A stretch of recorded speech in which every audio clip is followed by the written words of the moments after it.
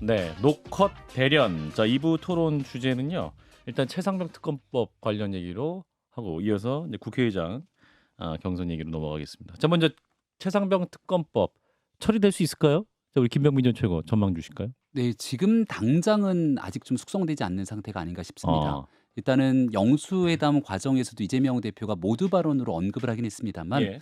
만약에 이 내용을 조금 더 집중적으로 다룰 거였으면 비공개 회담에서도 내용들을 꺼냈을 텐데 아직까지는 그 내용들을 다루진 않았던 거로 보이고 음, 다만 이제 야권 진영에서는 굉장히 좀 숙성이 돼 있죠. 지금 당장이라도 음, 즉각 처리해라라고 하는 예. 거지만 음, 저는 시간이 지나면 지날수록 공수처 수사 결과에 따라서 음, 그리고 결국은 이 최상병 문제에 대해서 음, 성역 없는 수사를 강조하는 국민의 목소리가 커질 거라고 봅니다. 예. 그리고 국민의힘 내에도 음, 22대 국회로 넘어가게 되면 당선인들 중에서도 이 내용들을 처리해야 된다는 목소리들이 나오기 시작할 거고요. 근데 지금은 21대 국회 이제 마지막 딱 얼마 남지 않은 기간이잖아요. 예. 통상적으로 총선이 끝난 마지막 국회에서는 그간 하지 못했던 일들에 대한 마지막 매듭을 음, 짓게 되는 그래도 여야 간의 합의 처리를 통한 뭔가 한 단계 발전 개혁에 관한 아젠다들이 정리가 됩니다. 예. 가장 기억이 나는 건 2012년도 총선 이후에 음, 국회 선진화법이 그때 만들어지거든요. 예. 그러니까 그런 일들을 좀 집중했으면 좋겠고 어차피 지금 190석이 넘는 거대 야당으로 인해서 음, 이 문제가 급진전되게 되면 공수처 수사 결과 이후로 이 내용들은 계속 진전될 수밖에 없기 때문에 이걸 뭐 굳이 5월달 남은 기간 동안에 이 얘기로 마지막까지 대치 국면들을 가지는 않았으면 좋겠다는 생각이 있습니다. 예. 서영주 대변인. 네. 일단 뭐 저희는 이제 최수근 상병이라고 쭉 해왔는데 최해병으로 바뀌었습니다. 아. 최해병 특검법이라고 이제 이름을 바꿨는데 예. 이 부분은 이제 민주당에서는 더 이상 미룰 수가 없는 부분이고요. 아. 왜 그러냐면 22대 총선에 민의를 확인을 했잖아요. 음. 그러니까 야당에게 압도적인 어떤 의석을 줬다는 것은 이런 거 해결하라고 한 것이고 국민의힘 내에서도 안철수 의원 오늘까지도 얘기했지 않습니까? 이 부분은 통과시키는 게 맞겠다. 국민들의 한 7, 80%가 지금 이거를 좀 밝히기를 원한다라는 것이고 예. 이걸 미룰 수 없는 것들이 기본적으로 윤석열 대통령이 자초한 게 있어요. 그러니까 왜 선거 기간에 이종섭 국방부장을 호주 대사로 보내가지고 도피 의혹이 생기고 그다음에 지금 공수처에서 수사를 하고 있고 박정원 대령이 재판을 받고 있지만 7월이면 통신 자료가 다 없어집니다. 왜냐면 7월이면 없어지면 이 수사가 또 위험하게 될 수 있습니다. 그렇기 때문에 이 특검법은 이번에 처리를 해야 되는 게 맞고요. 저는 윤석열 대통령의 민주당에 기회를 준다고 생각합니다.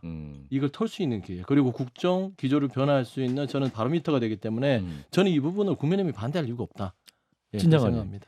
저는 이 특검법은 시간 문제지 결국은 우리 김병민 최고도 말씀하셨지만 21대 안 되면 22대 가서도 결국은 되지 않겠나 싶은데. 거야 192석이 만들 것이다. 네네. 그래서 그렇다면 아예 전향적으로 이번에 특검을 받는 그런 전향적인 모습을 보인다면 그나마 국민의힘이 달라지려고 하는구나 하는 거를 보일 수가 있지 않나 싶은 생각이 드는 게 항상 그동안에도 뭔가 일 터지면 조기에 팍 수습을 했으면 괜찮았을 일도 질질 끌다가 결론은 결론대로 그대로 가면서 욕먹을 거 다 먹고 잃을 점수 다 잃는 이렇게 되는 걸 우리가 경험을 했었잖아요. 예. 그런 거 생각하면 이 특검법에 대해서 굉장히 전향적인 그런 모습을 보여준다면 국힘이 다시 정말 일어설 수 있는 계기가 좀 더 빨리 오지 않을까. 근데 맞는 말씀인데 안 보여줄 것 같아서 뭐라고요? 누구나 안 보여주실 것 같아서 안 보여주실 것 같아요. 그런 모습을. 국민의힘도 그렇고 왜냐면 알잖아요. 그러니까 여야 영수회담이 있기 직전에서야 뭐 두 달 두 달 가까이 지명을 안 했던 공수처장 후보자를 지명을 했고 그러면서 이제 공수처가 수사를 해야 된다라는 쪽으로 가고 있는데 새롭게 나온 특검법을 거기에는 이중석 장관의 도피성 호주 대사 임명까지도 들어가 있습니다. 그것도 수사 대상에 들어가 있는데 예. 이거에 보면은 뭐 공수처 검사 특검 복까지 하고 공수처 검사 5명, 파견 수사관 50명이에요. 할 것도 많습니다. 근데 지금 공수처 4부 가고 있는데 여기가 부장검사급 2명에 검사 4명입니다. 근데 여기서 저번에 말씀드렸다시피 그 감사원 건도 하고 있어서 실질적으로는 3명이 하고 있어요. 그래갖고 이대로 하면 제가 볼 때는 뭐 만약에 기소를 하게 된다 그러면 내년도 넘어갈 가능성이 큽니다. 공수처가 일을 못해서가 아니라 조직이 지금 그래요. 그래서 또 국민적 의혹이 커졌고 최상병뿐만이 아니라 사실 그 뒤에 이중섭 장관까지 있잖아요. 만약 그게 사실이라면 어떤 대통령실이 받는 의혹을 회피하기 위해서 외교까지 망친 거예요. 사실 우리도 지금 호주에 결례잖아요. 나중에 미안하다고 해야 돼요. 결례에서 넣었다 뺐으니까. 근데 예. 그런 부분까지 해야 되기 때문에 더 커졌습니다. 그래서 저는 특검이 돼야 된다고 봅니다. 자, 이런 상황에서 이제 김진표 국회의장 역할이 굉장히 중요한 상황인데 이제 박주민 원내수석 부대표는 환장하겠네 라는 표현도 있고 민주당 내에서도 김진표 의장을 바라보는 게 부글부글하다. 오늘 또 박지원 전 국정원장은 유튜브 방송에서 뭐 욕 비슷한 것을 하셔가지고 또 사과까지 하셨었는데 예, 욕 마이크 꺼진 비슷한 줄 게 알았나 아니라 봐요. 욕을 하신 알겠습니다. 그래서 서영주 대변인께서 네. 민주당에서 뭐가 불만인 거예요? 우리 아니 김진표 김진표 의장에 국회의장께서 지금 현재 본인도 국회의장이 중립성이 있다 하더라도 입법부 수장 아닙니까? 예. 입법부는 민의의 전당이고 본인도 따지고 보면 선출직 음, 이 된 의원의 한 사람이라고 보면 되는 것이에요. 예. 그러면 이게 지금 22대 총선의 민심은 이 최수근 사병에 대한 특검법 좀 통과해라. 그리고 민주당이 다수석을 얻어서 좀 해주세요. 그리고 친정집이잖아요. 민주당이 좀 이렇게까지 볼면서 막 거기에 들어눕고 이렇게 애걸복걸을 해야 됩니까? 물론 중립 있지만 사람이 파란 안으로 굽는다고 이래서 좀 굽어도 김진표 국회의장 욕할 사람 없거든요. 근데 그게 무슨 합의 정신의 기회적 중립이라 하면서 하면 예. 결국엔 답답한 마지막 유종의미를 거두는 것이고 저는 좀 비관적으로 생각하는 게 그거예요. 예. 입법부의 수장은요 결국엔 이게 개인의 어떤 정치적 자산을 쌓는 자리가 아니라 그렇죠. 결국에는 행정부가 어떤 전체적인 그 권력에 대해서 제대로 못한 것을 입법부를 대표해서 그 민의에 대한 입법부의 한 300명의 의원들 중에 많은 다수가 이걸 원한다면 그쪽으로 기울여서 결정해서 진행을 시키는 게 또 수장의 역할이에요. 그러니까 중립만 지켜라, 합의해와라. 정무적 판단도 해야 묘기죠. 된다는 그런 상황. 아니 정무적 판단하면 어떻게 정치를 합니까? 그러면 AI한테 그냥 국회의장 맡기죠. 그러면 합의문 써서 딱 2장 넣어놓고 자 합의문은 어떤 게 좋아 이거잖아요. 예. 정무가 안 들어가면 국회의장 할 필요가 없고 그래서 다선 의원을 구장 시키는 거예요.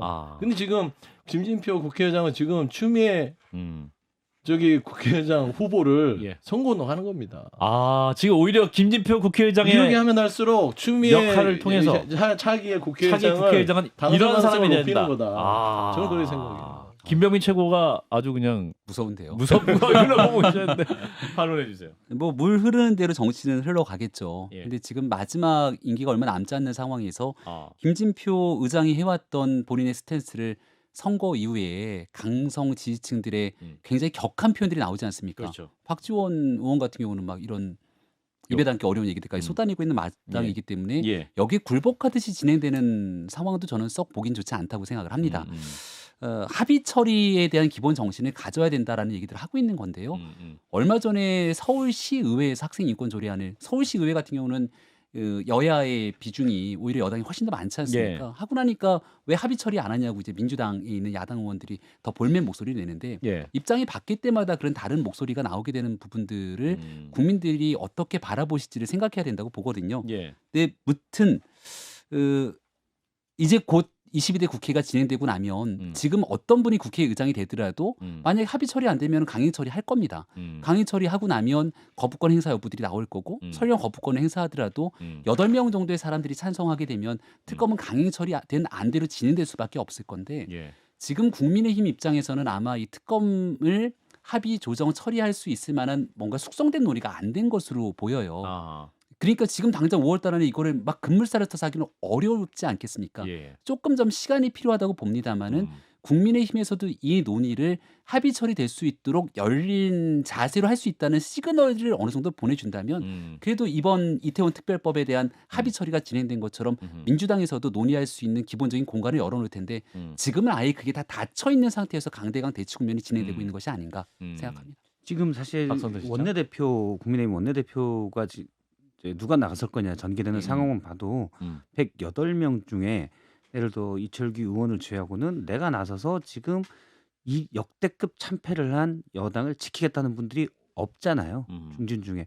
그런 마당에 그러면 22대 지금 김병민 최고위원이 말한 것처럼 22대 국회로 가면 최상병 문제는 문제가 있어. 난 특검법에 찬성할래. 제가 볼 때는 몇 명 안 될 것 같아요. 안철수 의원은 지금도 공식적으로 얘기하고 있지만 제가 볼 때는 많아봐야 서너 명, 너댓 명.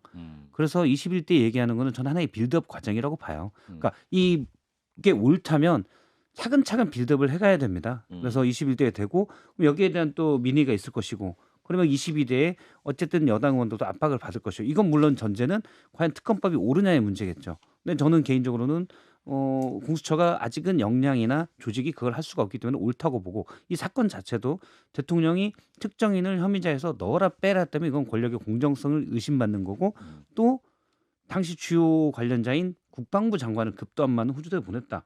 이거는 저희가 예산 집행을 의뢰한 정부가 사실은 마음대로 운영되는 거예요. 이거는 진상규명을 해야 되는 상황이라고 봅니다. 그러면 그냥 나중엔 할 거야라는 게 아니라 차근차근 야당도 사실 빌드업 과정을 거쳐가서 관철시켜야 되는 것이라고 봐요. 그런 면에서 저는 아까 서영주 부대변인이 얘기했지만 팔은 안으로 굽는다. 그렇게 하면 안 되고 민심이 어디 있고 또 정확한 건 민심보다도 무엇이 옳은가를 봐서 김진표 의장이 이건 해결을 해야 된다. 하부사항이 합의를 하면 합의를 최대한 유도하겠지만 유도 안 되면 합의가 안 되면 밀고도 가야 된다고 봐요.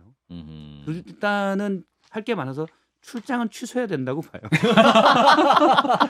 해외 마지막 이미 갈 때가 그것도 아닙니다. 외교적인 결례 아니에요. 이미 다 그 세팅이 됐을 텐데. 근데 국내에 할 일이 더 훨씬 많잖아요. 그래서 임기 말에 국회의장이 물론 의전이나 관례가 되겠지만 예. 정중히 사과하고 가야 된다고 봐요. 그러니까 집권 2년 차인 대통령도 국빈 방문을 취소했는데 국회의장이 이제 며칠 남은 국회의장이 가서 한다고 해서 엄청난 외교 결례일 것 같지는 않고 여기서 할 일이 훨씬 더 많기 때문에 중요하기 때문에 알겠습니다. 정중히 사과하고 일단 북중미는 안 가시는 걸로 하는 게 맞다고 봅니다. 네, 박 실장님이 다 정해 주셨는데, 자 이런 가운데 이제 민주당 내에서는 국회의장 이제 22대 국회 개원과 함께 일을 할 국회의장 선거에 굉장히 관심이 쏠리고 있는 상황이죠. 지금 굉장히 인기가 많아요. 이렇게 국회의장 선거에 내가 하겠다 출사표던 적이 없었던 것 같은데 6선의 추미애 전 장관, 조정식 의원, 5선의 정성호, 우원식 의원까지 4파전입니다. 결국 친명 표심이 저할 것이 아니냐 이렇게 예상하고 있습니다만, 자 모든 판세를 정확히 읽고 계시는 그렇습니다. 제가 그 얘기를 하려고 서영주 했는데 먼저 대변인. 얘기해 주시면 예. 모든 판세를 다 읽고 있습니다. 다 읽고 있죠. 자 그렇습니다. 말해주세요 지금 노컷으로. 예. 정확하게 얘기하면요. 예. 당원들은 추미애 당선인이 되기를 바래요. 당원들은 많은 사람들이. 어. 왜 그러냐면 지난 2년의 윤석열 대통령의 국정 운영 이제는 못 보겠다. 지옥 같았다. 이제 국회 입법부 두 번째 국회의장이었던 김진표 국회의장 합의의장이냐 매번 합의만 해오라고 그러냐. 그러니까 민심이 천심인데 뭐 민심까지 합의해오라는 식의 그런 뜨뜨미지근한 국회의장 가지고는 또 윤석열 대통령은 입법부를 무시하고 끊임없이 행정부의 독선을 진행할 것이다 라는 차원에서 강력한 매운맛인 추미애 당선인을 할 것이에요. 그런데 당내 구조를 보면 제 개인적인 생각이지만 예. 정성호 의원도 나름대로의 그 당선 가능성이 높지 않냐. 왜 그러냐면 정성호 의원이 5선입니다. 그렇죠. 그리고 이재명 대표와 굉장히 가까운 걸로 알고 있죠. 그렇죠. 근데 5선인 정성호 의원이 원래 이렇게 잘 막 나서서 내가 뭐 하겠다 하시는 그런 정치 스타일의 이 성품이 아니에요. 그런데 국회의장에 뛰어들었다. 특히나 당원들은 지금 추미애 당선인은 무조건 추장군 돼야 된다. 원톱 이러고 있는데 지금 정성호 저기 5선 의원이요. 예. 그 강성 지지층한테 공격받고 있어요. 왜 나왔어? 우리 추미애 국회의장 하는데 왜 방해를 하려고 해? 이럼에도 불구하고 나왔다는 것은 예. 저는 대표 요정이 있지 않냐. 이재명 대표 요정. 저는 그런 생각이 듭니다. 왜 그러냐면 추미애 당선인이 나름대로 강하고 거리값도 세지만 국회의장이 됐을 때 이재명 대표가 사라질 위기가 있다. 사라질 위기가 있다. 그러니까 이게 노컷을 얘기하고 있어. 좋아요. 메시지에서. 그러니까 전체 입법부의 주인은 야당 대표 이재명 대표가 돼야 되는데 예. 추미애 국회의장이 원톱으로 자꾸 그냥 쭉 가는 거예요. 여야 원내대표 일정 필요 없습니다. 이렇게 하십시오. 뭐 이런 스타일일 거 아닙니까? 그럼 이재명 대표가 말할 공간이 줄어들죠. 그러니까 이제 합의 자체가 그래도 일말이라도 있어야 됨에도 불구하고 장악한다. 여야 당대표 위에 그래서 저는 국회의장이 있고 그 있다. 부분을 보완할 정도의 수준, 합리적이고 다소 혁신적이면서 또 개혁적이고 그런 협의까지 이끌 수 있는 사람이 또 정성호 의원일 수도 있고 또 본인과도 여러 가지의 어떤 이재명 대표가 할 수 있기 때문에 아마 그런 고려가 없이 왜 5선이고 정성호 의원이 나왔을까? 저는 그런 좀 판단이 굉장히 의리가 있네요. 요 분석은 당심은 추미애, 그러나 명심은 정성호. 저는 그렇게 보고 있어요. 조정식 추정인 의원이 거죠? 애초에 그렇죠. 나올 때 이제 명심이 분석인 거죠. 조정식 의원이 명심이 나한테 있다 그랬잖아요. 근데 그거 아닌 것 같아요. 네 명은 다 명심이 있다고 아, 하고 있어요. 네, 다 정성호 명심이. 의원이 명심인 것 같고요. 네. 한간에 제가 만나본 민주당 쪽을 취재했어요. 네. 장관도 취재 경제 의원들은 올랐습니다. 야. 말씀 주세요. 뭐라고 너무- 얘기를 하냐면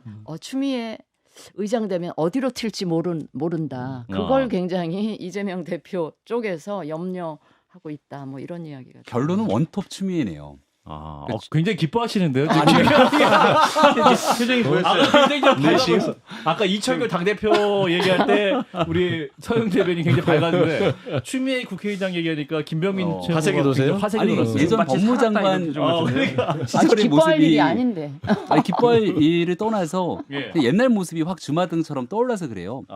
문재인 대통령이 임명한 법무장관이었지만 나중에 지나고 나서 임명했던 문재인 대통령을 비판하고 나섰지 않았습니까? 또 그때도 대통령의 모습은 보이지 않고 온리 원톱 법무부 장관 추미애만 보였기 때문에 여기에 대한 검찰총장 징계 사건으로 인해서 판이 완전히 바뀌게 됐는데 저는 국민들께서 가장 싫어하는 게 오만한 권력 사용이라고 생각을 해요. 예. 근데 입법 권력을 가장 강력하게 쥐면서 그래도 어느 정도 융통성 있게 움직여야 될 텐데 지금의 추미애 전 장관, 추미애 당선인의 기세로 보게 된다면 예. 그렇게 그냥 적정 수준의 타협할 모습은 보이지 않거든요. 뭐 그런 과정에서 말씀 주셨던 우려가 제기될 수도 있고 국회의장이 임기가 2년이지 않습니까? 그렇죠. 예전에 국회의장 하고 나면 이제 정기 은퇴하고 나라의 큰 원로로 살아가시는데 예. 지금은 또 룰이 바뀌었잖아요. 국회의장이 뭔가 다음 정치 행보를 위한 하나의 스텝으로. 받침으로 사용하는 경우들도 있어서 2년 끝나고 나면 대권도 얼마 남지 않고 이런 여러 가지 고민들을 가질 수 있겠구나. 그래서 그 김병민 최고는 국회의장 되시고 추미애 전 장관이 대권까지 도전하셔라 이런 말씀. 뭐 가능한 시나리오를 아까 말씀 주신 게 아닌가 싶어서. 뭐 그런 네. 공산도 커요. 네. 사실 그런 부분 때문에 이제 일부 친명에서는 추미애 당선자가 국회의장 하는 거는 약간 반감이나 우려가 있다라는 것도 제가 들은 바가 있습니다. 왜냐하면 의전서열도 더 높잖아요. 국회의장은 2위이고 야당 당대표는 8위입니다. 계단이 꽤 많이 차이 납니다. 그렇고 이제 메시지를 말씀하신 대로 점유할 수도 있고 의전서열 중요하게 생각해요. 네. 옛날에 검찰총장은 법무부 장관의 부하라는 책상 이렇게 치면서 얘기한 거 있잖아요. 그래서 그런 부분도 당연히 대권에 대한 꿈도 있을 것이고 근데 다만 이제 그런 걸 떠나서 저는 예를 들어서 최상백 특검이나 현안에 대해서 물론 일부 지지자들은 시원한 얘기를 추미애 의원이 전 장관이 하시기 때문에 환호할 수 있지만 그뿐이에요. 시원하고 막 쫙 하면은 그것뿐이고 진척되는 건 없습니다. 그러니까 198석이나 예를 들어 182석이나 사실 국회에서 가지고 있는 의미는 똑같거든요. 앞서 제가 이제 빌드업이라는 표현을 썼었는데 그런 과정들이 정치력이 필요하다고 봐요. 국회의장이든 누구든 간에. 왜냐하면 사실 그 사이는 180석은 패스트트랙이나 직회부 뭐 이런 것도 그런 부분에 필요한 거고 200석은 개헌이나 제2요구권을 무력화시킬 수 있잖아요. 그 사이에선 별 차이가 없습니다. 그래서 여기서 뭐 강하게 뭐라고 한다 해서 저는 국회의장이 할 수 있는 역할이 있을까라는 생각이 오히려 더 반감을 가지고 튀어나가는 그러니까 설득해야 될 뭔가 중요한 민주당이 원하는 또는 민심이 원하는 중요한 입법에 대해서 설득해야 하는 여당 의원들을 오히려 튕겨낼 수도 있다. 그런 부분이 있습니다. 그래서 좀 일종의 땅 따먹기인데 잘 생각해야 되지 않나라는 생각을 합니다. 영역을 확보해가는 과정이. 예. 자 이제 지금 더불어민주당 원내대표 선거에서 거의 이제 사실상 단독 출마했기 때문에 차기 원내대표가 확정된 수준의 박찬대 의원이 이런 입장이에요. 최상병 특검법이 21대 처리가 안 되면 김건희 여사 특검법과 함께 22대 국회 시작 동시에 발의할 것이다. 그리고 더불어서 이제 조국 혁신당의 1호 공약이죠. 한동훈 특검법에 대해서도 이게 정치적 판단이 필요한 사항이냐.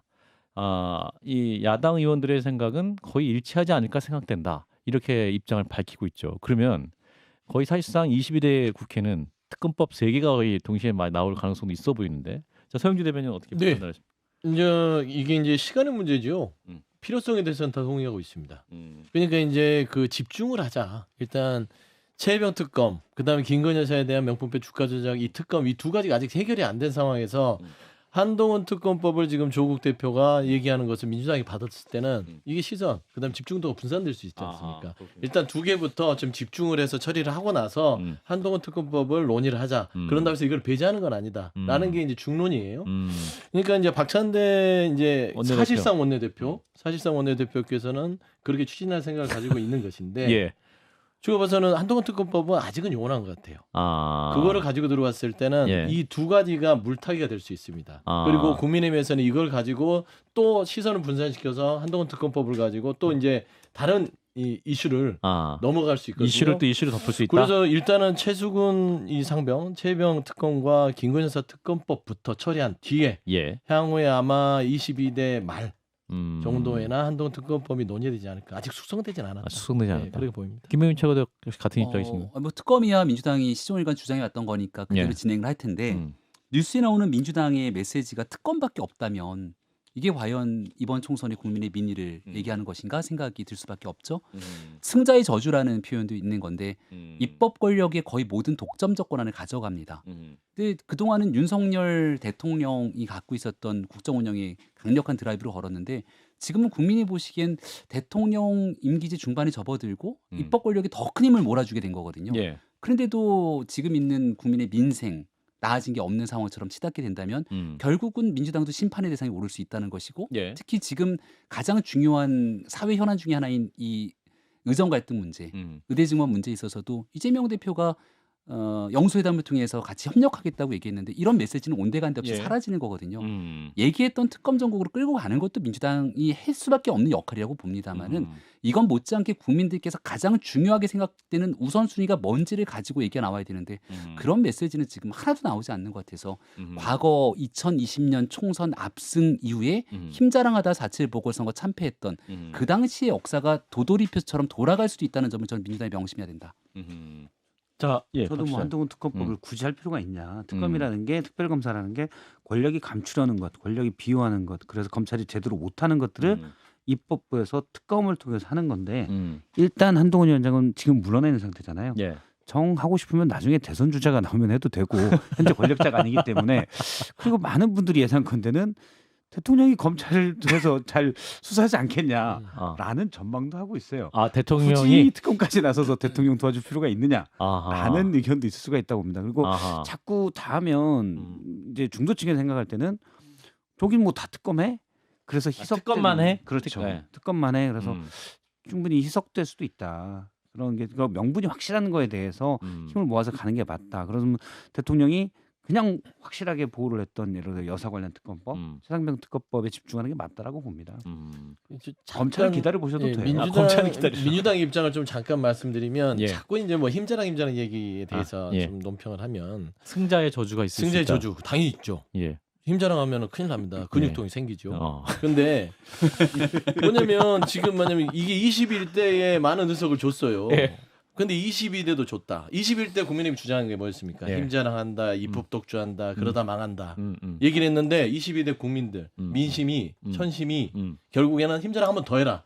너 저번에 21대 못한 것 같아. 예. 한 번 더 하라고 선택을 해주신 거예요. 아하. 그러니까 이거를 저희가 억지로 짜내서 한 게 아니라 국민들이 그러게 한번 제대로 해보라고 마음껏 해보라고 한 거기 때문에 예. 이거를 힘자랑이라고 하기에는 조금은 이 민심을 거스르는 거기 때문에 저희는 지금 이게 부담스러워요. 그러니까 민주당 입장에서는 잘못하면 힘을 혼나요. 줘도 못하냐 그렇죠. 이런 또 반발 그럼 나올 수도 이러면 있다. 나중에 아. 길게 봐서는 직권에 대해서 멀어질 수 있습니다. 아. 시켜줬더니 못하네 능력 밖이야. 그러면은 이 뭐 지방선거를 떠나서 나중에 대권 부분에 있어서 국민들이 기회를 2번이나 줬더니 못하네. 이런 부분들이 이번에 가장 큰 우리 민주당의 고민이다. 부담이다. 그렇게 중간 말씀드립니다. 상황을 너무 훅 건너뛴 거 아니에요? 21대와 22대 4년의 시간 동안 너무 많은 일들이 있었잖아요. 예. 그 사이에 4.7 보궐선거, 대권 그리고 지방선거까지 잘 못했다고 권력을 다른 쪽에 몰아줬는데 역시 마찬가지로 그 민의를 제대로 받들지 못하면서 또 다른 힘자랑한 거 아니냐는 반대급부적 평가가 또 이번 총선에 드러나게 된 거거든요. 그러니까 예. 21대에 몰아줬는데 그거라도 못했으니까 한 번 더 몰아줬다는 것은 약간 너무 중간에 간주 점프하듯이 건너뛴 비약처럼 들리고 그러니까 국민의힘 맨날 네. 그 민주당에 입법 간접. 독주한다라고 한 게 안 통했다는 거예요. 그러면 국민들이 그거에 대해서 지겨웠으면 좋겠어요? 균형을 맞춰줬겠죠. 근데 저는 진장관님, 21대 마무리. 아니 22대 지금 총선 민의를 그런 식으로 해석하는 거가 또 하나의 저는 힘자랑인 것 같고요. 오늘은 제가 김병민 전 최고 그동안 오늘 오셔서 얘기 쭉 하신 거에 많은 부분 동의를 하는데 사실 총선 전에는 제가 김병민 최고가 방송에서 한 얘기 그렇게 많이 동의 안 했거든요. 좀 아이 컨택 좀 해주세요. 쳐다보질 않아 김병민 최고. 어르신데 아이 컨택 해봐요. 그런데 역시 그 총선 그 아픔을 한번 겪고 굉장히 많이 성숙해지신 것 같아요. 원래 성숙했어요. 근데 공천이 참. 예, 알겠습니다. 하여튼 이거는 제가 마무리해 주세요. 농을 섞어서 한 얘기고 예. 아무튼 저 22대 그 시작하면서 3대 특검을 갖고 시작하는 거는 민주당으로서는 굉장히 그 안 좋은 알겠습니다. 거니까 좀 과유불급 자제하시고 시작을 하면 좋겠다. 네, 놓고 때려쳐 시간 아주 재밌었습니다. 네, 김병민 전 국민의힘 최고, 서영주 전 상근 부대변인 고맙습니다, 두 분. 네, 네, 감사합니다. 고맙습니다.